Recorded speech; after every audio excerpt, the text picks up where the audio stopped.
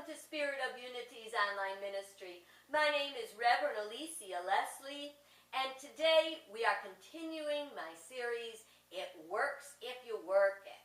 And the topic for today is prosperity.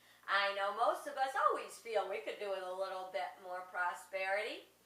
And we're going to look at that really well, and it's a good time to be doing that because on the one hand, many of us are doing our taxes. It's tax time. And sometimes it's hard to hold those two thoughts. It's tax time, I got to pay my taxes, and I am prosperous. It's tax time, I got to pay my taxes, and I am prosperous. Well, guess what? You can, in fact, pay your taxes and be prosperous. Also, it works when you work it. You know, it reminds me of an old joke about this bar. The bartender that worked there was considered to be the strongest bartender in the world. He was so strong that he could take a lemon and he could just squeeze it in one hand and get so much juice out of it that nobody could get another drop out. And they bet people, you come in, pay $5, if you can squeeze another drop out of that lemon, you get $1,000. Well, that bartender, let me tell you something, was making some money. And one day this little scrawny guy came in and he said, I want to do the lemon contest. And, of course, everyone roared, and after they stopped laughing, he paid his $5, and the bartender squeezed that lemon, and all the juice came out, and he tossed it to the little skinny guy. Well, the little skinny guy picked up that lemon, and he squeezed it, and he got not one drop out of that lemon, he got 6 drops out of it. Everyone was astounded, and the bartender said, what are you, some kind of magician or something? The guy said, no, I work for the IRS.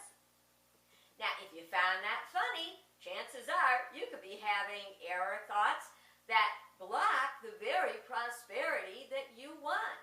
Here's another one. I just finished my taxes. It took me days. And then after I get the taxes filed, I find out that there is a 1040 easy form. Have you heard about that form?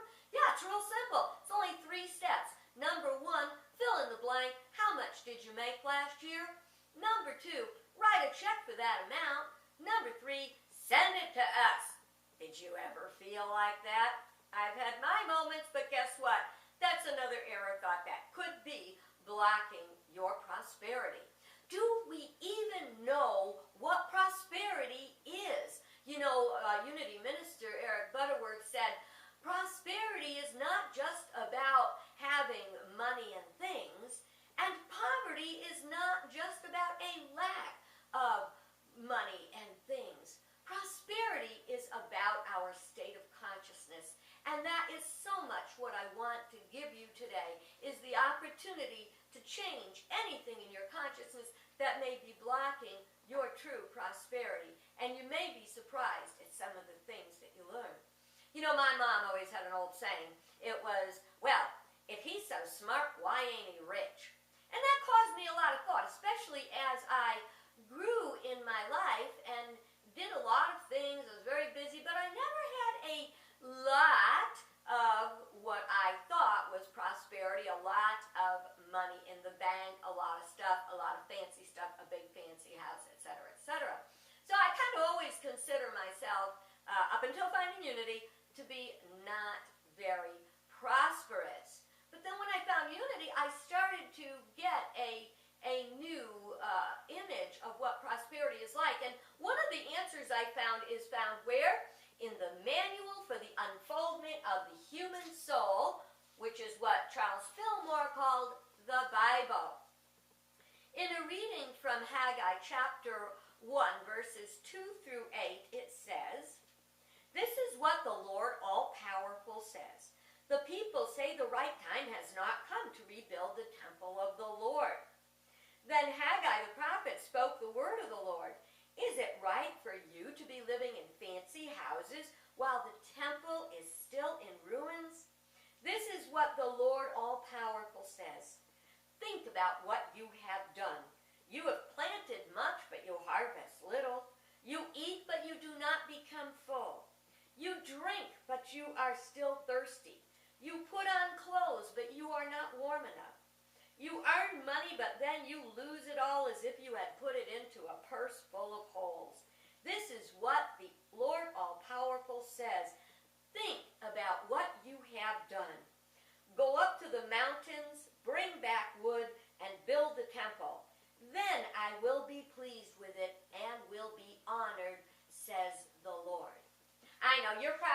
wondering, well, what does that have to do with me? It has so much to do with us. When they talk about the temple, anytime in the Bible, when a building is talked about, they're talking about consciousness, about what is the kind of consciousness. Because it's a temple, it would be, what is your spiritual consciousness? In the context of the Bible story I just shared, the people had been dispersed when the temple was destroyed. They kind of got, relaxed, hanging out, complacent in their lives, and they figured, I'm not going to go back and build my consciousness, and I'm going to build a temple where I can go and worship. Worship means worship what you show worth to. In other words, they had stopped giving worth and value and time and energy to what actually always provided for them. The Lord, spiritual principle, right consciousness.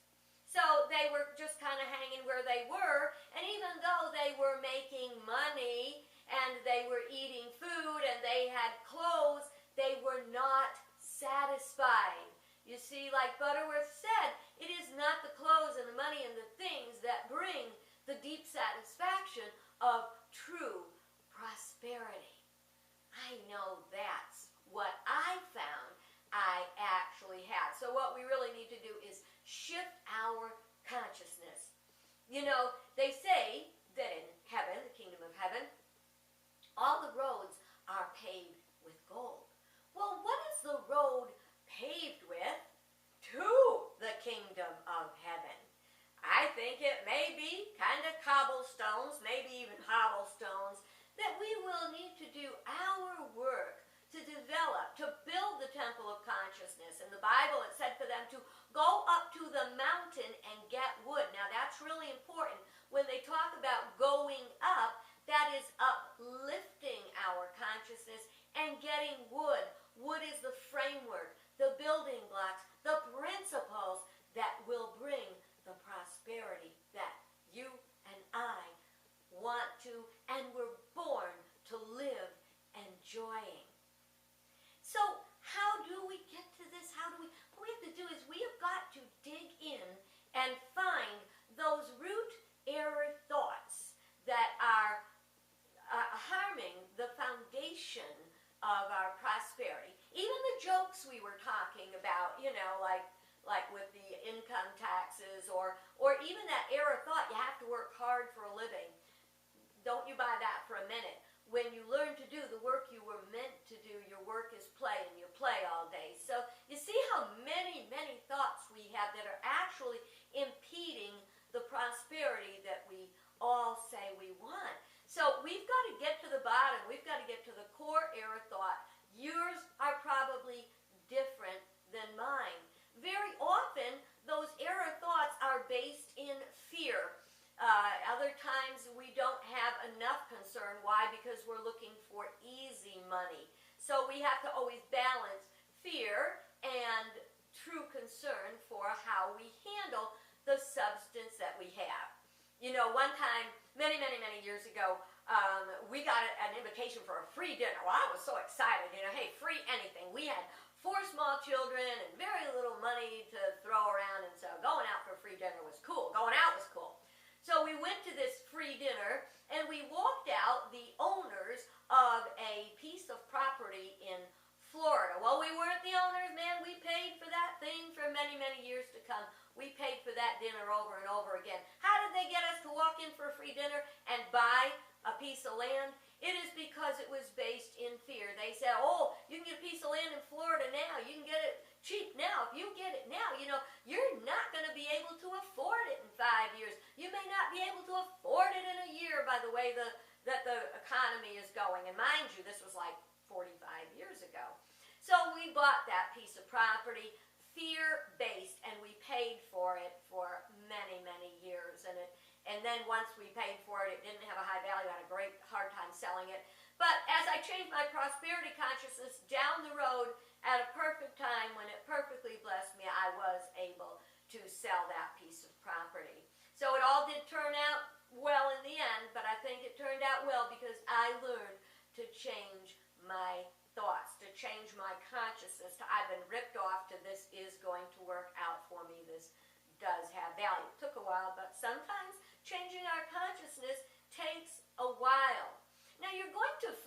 as you start to change your consciousness, as you start to really say, okay, I'm going to change the way I think. I'm going to get rid of those error thoughts. I'm going to say, I am prosperous. You know, one of my favorite affirmations. I am rich, rich, rich. I have plenty, plenty, plenty. I have plenty to spend, plenty to share, plenty to save, plenty to spare. I am rich, rich, rich. I have plenty, plenty, plenty. Well, you know, sometimes you start affirming that and you go to the mailbox, you open it up and find out, oh, my stars, I got this bill, or your car breaks down, or something else happens, and you go, this stuff doesn't work. Well, you know what? That stuff does work. You have to remember that this is only a test. This is not like God saying, I'm going to test you and see if you can handle this affirmation that you're saying. What it's saying is you are being prepared for promotion. What is coming up for you is coming up for healing. So whatever is up in your life, it's there to be healed. It may be painful. You may have to look at it and say, why am I having to deal with this? What are the thoughts that I am holding that are bringing this thing to be healed? Remember, it's to be healed, not to be punished. Now, one of the thoughts that we have is about whether or not we have enough. We're always striving. We got to have a good savings account. We want to have a bigger house. We want to have the latest, greatest, better, whatever. But is that going to bring us true prosperity? I'd like to share a quote from one of my favorite books called Simple Days.